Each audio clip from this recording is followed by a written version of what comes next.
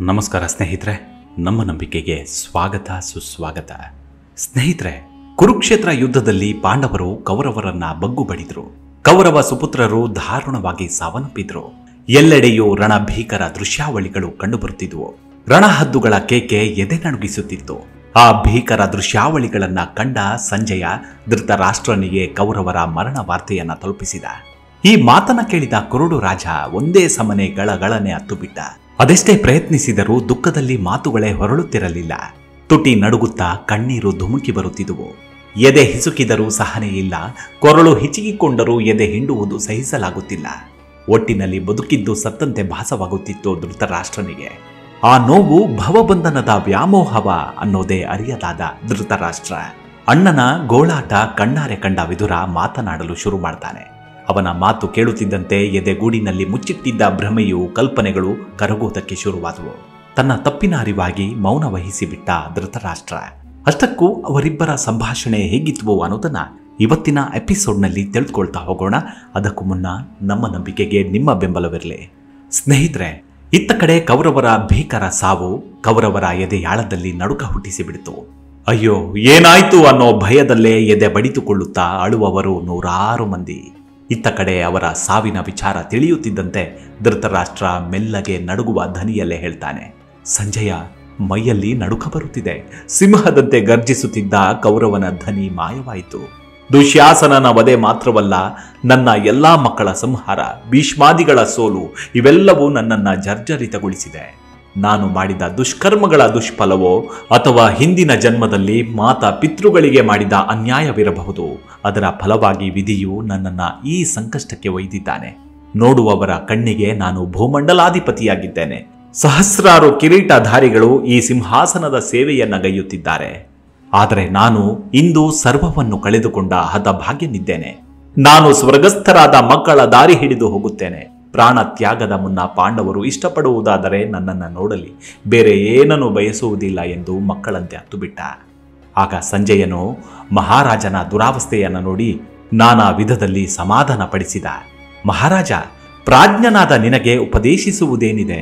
ನಿಗಮಾಗಮಗಳ ರಹಸ್ಯವನ್ನ ಋಷಿ ಪ್ರಮುಖರಿಂದ ಸಣ್ಣ ವಯಸ್ಸಿನಲ್ಲಿಯೇ ಅಭ್ಯಾಸ ಮಾಡಿರುವೆ. ನೀನು ಪ್ರಾಜ್ಞನಾಗಿದ್ದರೂ ಸ್ವೇಚ್ಛೆಯಿಂದ ವರ್ತಿಸುತ್ತಿದ್ದ ಪುತ್ರನಿಗೆ ನೀನು ಕಡಿವಾಣ ಹಾಕಲಿಲ್ಲ. ರಾಜ್ಯವನ್ನ ತಾನೊಬ್ಬನೇ ಉಪಭೋಗಿಸಲು ಇಚ್ಛಿಸಿದಾಗ ಅವನಿಗೆ ಬುದ್ಧಿಮಾತು ಹೇಳಿದ್ದರೆ ಇಂತಹ ಅನರ್ಥವು ಖಂಡಿತ ಸಂಭವಿಸುತ್ತಿರಲಿಲ್ಲ. ದುಷ್ಟ ಚತುಷ್ಟಯರ ನುಡಿಗೆ ಕಿವಿಯನ್ನು ಒಡ್ಡಿದನೆ ಹೊರತು ಸುರನದಿ ಸಂಜಾತರ ಹಿತವಚನಗಳು ಕೇಳಲಿಲ್ಲ. ತೇಜೋ ಪುರುಷರಾದ ವೇದವ್ಯಾಸರ ನುಡಿಯು ವ್ಯರ್ಥವಾಯಿತು.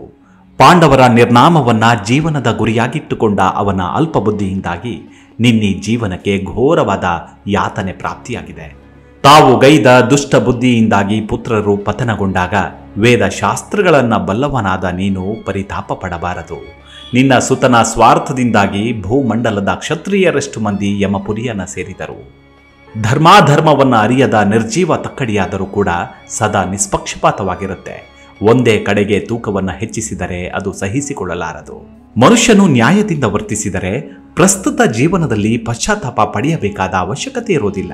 ಈಗ ಶೋಕಿಸಿ ಏನು ಪ್ರಯೋಜನ ರಾಜ? ವೃಕ್ಷದ ಮೇಲೆ ಕಟ್ಟಲ್ಪಟ್ಟ ಜೇನುಗೂಡಿನಿಂದ ಜೇನಿಳಿಯುವಾಗ ನೆಲದ ಮೇಲೆ ನಿಂತ ಮಾನವನು ಮುಖ ಮೇಲು ಮಾಡಿಕೊಂಡು ಆ ಸುರಿಯುವ ಮಧುವಿಗೆ ನಾಲಿಗೆಯೊಡ್ಡಲು ಮುಂದಡಿ ಇಡುತ್ತಾನೆ.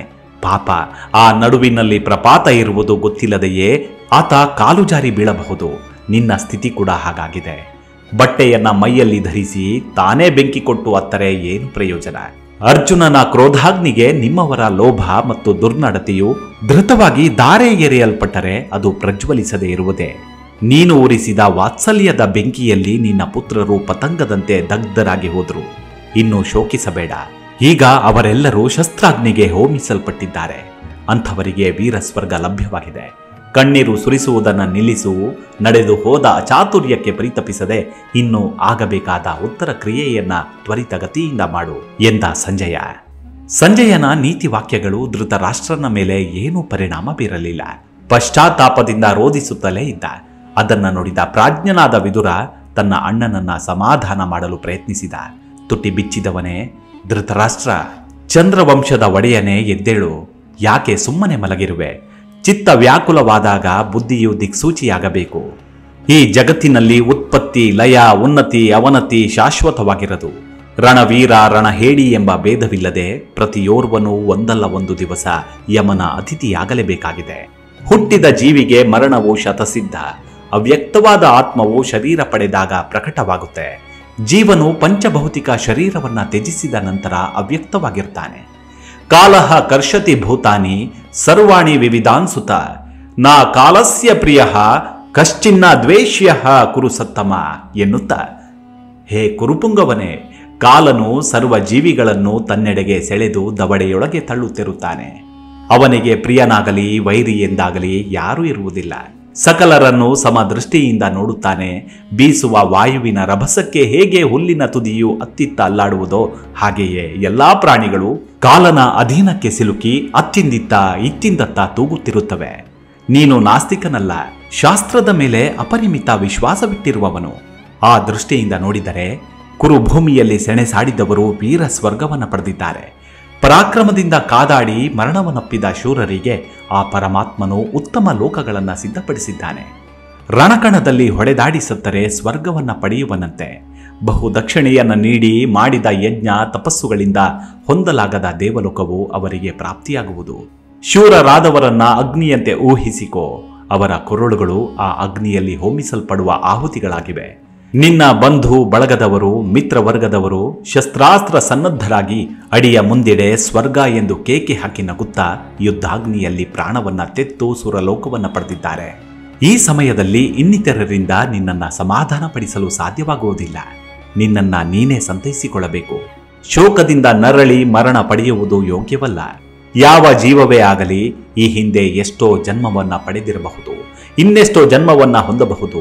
ಹಿಂದೆ ನಮ್ಮ ತಂದೆ ತಾಯಿ ಯಾರು, ಇನ್ನು ಮುಂದೆ ಬರತಕ್ಕ ಜನ್ಮಗಳು ಯಾವುವು, ಪುತ್ರ ಪೌತ್ರ ಬಂಧು ಮಿತ್ರರು ಯಾರಾಗಿದ್ದರು, ಇದೆಲ್ಲವೂ ಪ್ರಶ್ನೆಗಳಾಗಿಯೇ ಉಳಿಯಬಹುದೇ ಹೊರತು ನಮಗೆ ಸಮರ್ಪಕವಾದ ಉತ್ತರವು ದೊರಕಲಾರದು. ಶೋಕ ಮತ್ತು ಭಯಕ್ಕೆ ನೂರಾರು ಕಾರಣಗಳಿದ್ದರೂ ಕೂಡ ವಿದ್ವಾಂಸರು ಅದರಿಂದ ಮುಕ್ತರಾಗಿದ್ದಾರೆ. ಕಾಲಃ ಪಚನಿ ಭೂತಾನಿ ಕಾಲಃ ಸಂಹರತೆ ಪ್ರಜಾಹ ಕಾಲಃ ಸುಪ್ತಶು ಜಾಗರ್ತಿ ಕಾಲೋ ಹಿ ದುರತಿಕ್ರಮಃ ಎನ್ನುತ್ತಾನೆ. ಕಾಲವು ಪ್ರಾಣಿಗಳನ್ನ ಪಕ್ವಗೊಳಿಸುತ್ತದೆ, ಪ್ರಜೆಗಳನ್ನು ಸಂಹರಿಸುತ್ತದೆ. ಎಲ್ಲರೂ ನಿದ್ರಾವಸ್ಥೆಯಲ್ಲಿರುವಾಗಲೂ ಅದು ಎಚ್ಚರವಾಗುತ್ತದೆ. ಕಾಲವನ್ನ ಯಾರೂ ಅತಿಕ್ರಮಿಸಲು ಅಸಮರ್ಥರಾಗಿದ್ದಾರೆ. ರೂಪ, ಯೌವನ, ಧನ ಸಂಗ್ರಹ, ಆರೋಗ್ಯ, ಸಹವಾಸ ಮತ್ತು ಜೀವನ ಅನಿತ್ಯವಾಗಿದೆ. ಇದರಲ್ಲಿ ಅತಿಯಾಗಿ ಯಾರೂ ಆಸಕ್ತನಾಗಬಾರದು. ಆಗಿ ಹೋದ ಘಟನೆಗೆ ಚಿಂತಿಸದೇ ಇರುವುದೇ ದುಃಖದ ಉಪಶಮನಕ್ಕೆ ಸಿದ್ಧೌಷಧವಾಗಿರುತ್ತೆ. ಪರಿತಪಿಸುವ ಕಾರಣದಿಂದಾಗಿ ಚಿಂತೆ ದೂರವಾಗುವುದಿಲ್ಲ. ಕಳೆದ ಜನ್ಮದಲ್ಲಿ ಮಾಡಿದ ಕರ್ಮ ದೋಷವು ನಾವು ನಿಂತಿರುವಾಗ, ಮಲಗಿರುವಾಗ, ಓಡಿ ಹೋಗುವಾಗ ನಮ್ಮ ಸಂಗಡವಿರುತ್ತೆ. ಅದರ ಫಲಾಫಲ ಅನುಭವಿಸಿಯೇ ಸಿದ್ಧ.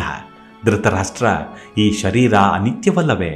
ಸ್ಮಶಾನಕ್ಕೆ ಹೋಗುವ ಹೆಣಗಳಿಗೆ ಬಡವ ಬಲ್ಲಿದ, ಹಿರಿಯ ಕಿರಿಯವನೆಂಬ ವ್ಯತ್ಯಾಸವಿಲ್ಲ. ಸುಡುವುದು ಅಥವಾ ಹೂಳುವುದಲ್ಲದೆ ಬೇರೇನಿಲ್ಲ.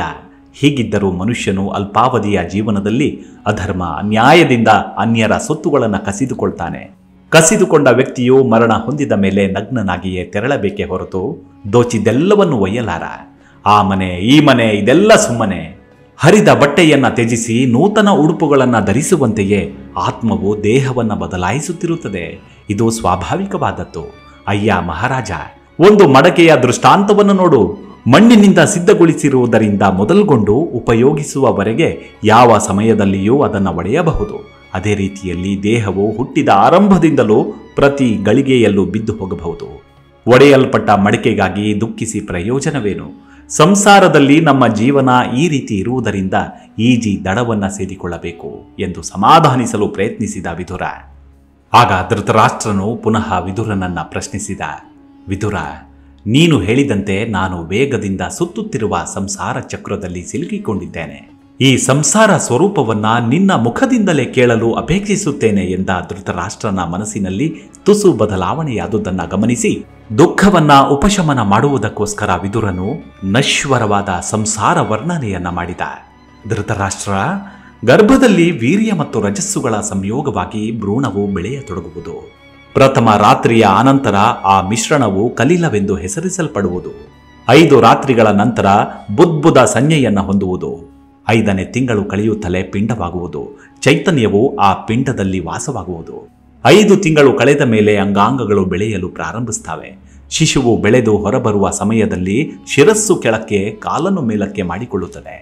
ಕೂಸು ಹೊರಬರುವಾಗ ಹಿಂದಿನ ಜನ್ಮಗಳಲ್ಲಿ ಮಾಡಿದ ಪಾಪ ಪುಣ್ಯಗಳನ್ನು ಹೊತ್ತುಕೊಂಡು ಹೊರಬಂದು ಅದಕ್ಕೆ ಅನುಸಾರವಾಗಿ ಜೀವನದಲ್ಲಿ ಸುಖ ಕಷ್ಟವನ್ನ ಪಡೆಯುತ್ತೆ.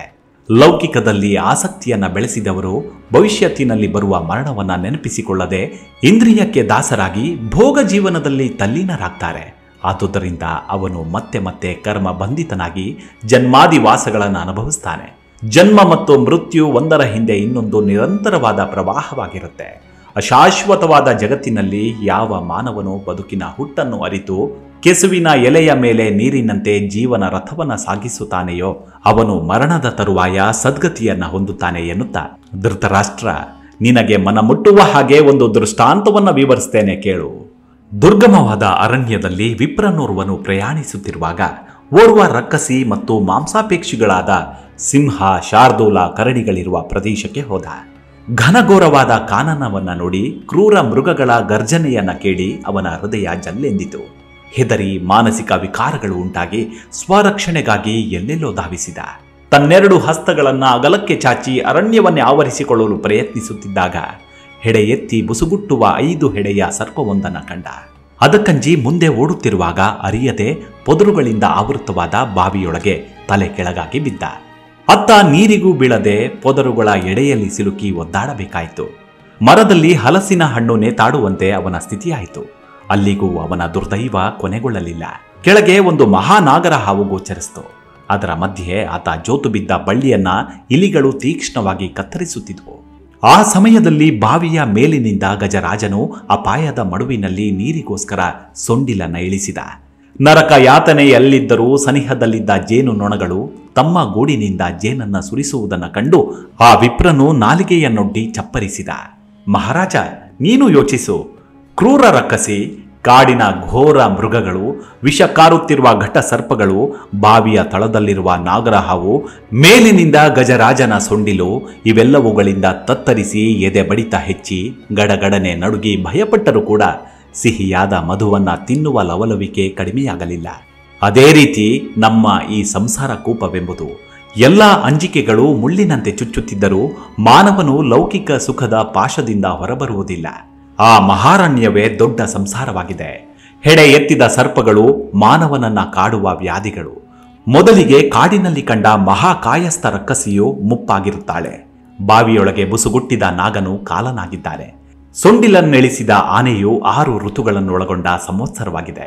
ಅದರ ಬೆರಳುಗಳು 12 ಮಾಸಗಳಾಗಿವೆ. ಬಳ್ಳಿಗಳನ್ನ ಕತ್ತರಿಸುತ್ತಿದ್ದ ಕಪ್ಪು ಮತ್ತು ಬಿಳಿ ಇಲಿಗಳು ಹಗಲು ಮತ್ತು ರಾತ್ರಿಗಳಾಗಿವೆ. ಆ ವೃಕ್ಷದಲ್ಲಿ ಗೂಡು ಕಟ್ಟಿದ ಜೇನು ಹುಳಗಳು ವಿವಿಧ ಕಾಮನೆಗಳು.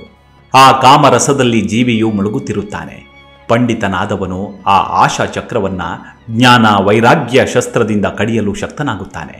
ವಿವೇಕದ ಔಷಧದಿಂದ ದುಃಖ ವ್ಯಾಧಿಗಳನ್ನ ಗುಣಪಡಿಸಿಕೊಳ್ಳಬೇಕು. ಆಸೆಗೆ ದಾಸನಾದವನು ಸರ್ವ ಲೋಕಕ್ಕೆ ದಾಸನಾಗಬೇಕಾಗತ್ತೆ. ಅದನ್ನು ಜಯಿಸಿದವನು ಜಿತೇಂದ್ರಿಯನಾಗಬಲ್ಲ. ರಾಜ, ಬಹುದೂರ ನಡೆಯಬೇಕಾದ ಪಾದಚಾರಿಯೋರ್ವನು ತಂಗುದಾಣ ದೊರಕಿದಲ್ಲಿ ವಿರಮಿಸುವಂತೆ ಅನೇಕ ಜನ್ಮಗಳನ್ನ ತಾಳಬೇಕಾದ ಆತ್ಮನಿಗೆ ಗರ್ಭಾವಸ್ಥೆಯಲ್ಲಿ ಕೊಂಚ ವಿಶ್ರಾಂತಿ ಇದೆ. ವಿದ್ವಾಂಸರಾದವರು ಅನೇಕ ಜನ್ಮಗಳಿಗೆ ಆಸ್ಪದ ಕೊಡದೆ ಸಂಸಾರದಿಂದ ಮುಕ್ತರಾಗಬೇಕು. ಪ್ರಾಣಿಗಳಿಗೆ ಶರೀರವೇ ರಥರೂಪವಾಗಿದ್ದು ಬುದ್ಧಿ ಸಾರಥಿಯಾಗಿರುತ್ತೆ. ಇಂದ್ರಿಯಗಳು ಅಶ್ವಗಳಾಗುತ್ತವೆ. ಕರ್ಮಾನುಸಾರವಾದ ಮನಸ್ಸೇ ಕಡಿವಾಣವಾಗಿದೆ. ಇಂದ್ರಿಯ ರೂಪದಂತಿರುವ ಕುದುರೆಗಳನ್ನ ಯಾರು ಹಿಂಬಾಲಿಸುತ್ತಾನೋ ಅವನು ಸಂಸಾರ ಚಕ್ರದಲ್ಲಿ ನಿರಂತರವೂ ಸುತ್ತುತ್ತಾನೆ. ಆದುದರಿಂದ ಪ್ರತಿಯೊಬ್ಬನು ಜಿತೇಂದ್ರಿಯನಾಗಬೇಕು. ನೀನು ಅಷ್ಟೇ ಜಿತೇಂದ್ರಿಯನಾಗಲು ಪ್ರಯತ್ನ ಮಾಡು.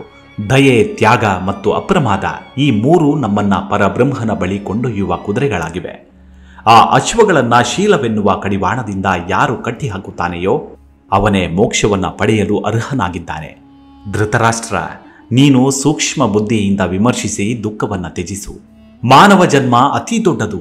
ಹುಚ್ಚಪ್ಪರಂತೆ ವರ್ತಿಸಿ ವೃಥ ಜೀವನವನ್ನ ಹಾಳುಗೆಡವಬಾರದು ಎಂದು ಸೂಕ್ಷ್ಮವಾಗಿ ಮಾತು ಮುಗಿಸಿದ ವಿದುರ.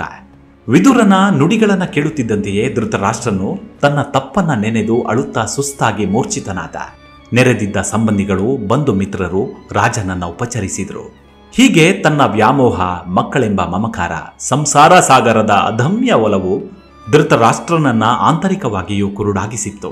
ಆದರೆ ವಿದುರನ ನೇರ ನುಡಿ ಧೃತರಾಷ್ಟ್ರನಿಗೆ ತನ್ನ ತಪ್ಪಿನ ಅರಿವು ಮೂಡಿಸಿತ್ತಲ್ಲದೆ ಈ ಪ್ರಮಾದಕ್ಕೆ ಕಾರಣವಾದವರಲ್ಲಿ ತನ್ನ ಪಾಲು ಎಷ್ಟಿತ್ತು ಅನ್ನೋ ಸತ್ಯ ಅರಿವಾಗಿ ಮರುಗಿದ ಧೃತರಾಷ್ಟ್ರ. ಹೀಗೆ ಮಾನವನ ಪ್ರತಿ ಕರ್ಮಗಳಲ್ಲೂ ಇಂತಹ ಪ್ರಸಂಗ ಬಂದೇ ಬರುತ್ತೆ. ಆದರೆ ಶಕ್ತಿ ಇರುವಾಗ, ಅಹಂಕಾರ ಆವರಿಸುವಾಗ ನುಡಿ ಮುತ್ತುಗಳು ಯಾರಿಗೂ ಕೇಳಿಸೋದಿಲ್ಲ. ಕೊನೆಗೊಮ್ಮೆ ಕೇಳಿಸಿದಾಗ ಎಲ್ಲವನ್ನು ಕಳೆದುಕೊಂಡು ಮೌನಿಗಳಾಗಿರುತ್ತೇವಷ್ಟೇ. ಇದುವೇ ಬದುಕಿನ ಸಾರ. ಅರಿತುಕೊಂಡಷ್ಟು ಮುಗಿಯದ ಬಾಳ ಪಯಣ ಇದು. ಎಲ್ಲರಿಗೂ ಒಳ್ಳೆಯದನ್ನೇ ಬಯಸೋಣ, ದ್ವೇಷ ಮರೆತು ಕಟು ಮಾತು ತೊರೆದು ಪ್ರೀತಿಯಿಂದ ಬದುಕೋಣ. ಜೀವನ ತುಂಬಾ ಚಿಕ್ಕದು. ಇವಿಷ್ಟು ವಿದುರ ಹಾಗೂ ಧೃತರಾಷ್ಟ್ರನ ಕುರಿತಾದ ಸಣ್ಣದಾದ ಮಾಹಿತಿ. ಮುಂದಿನ ಎಪಿಸೋಡ್ನಲ್ಲಿ ಮತ್ತೆ ಸಿಗೋಣ.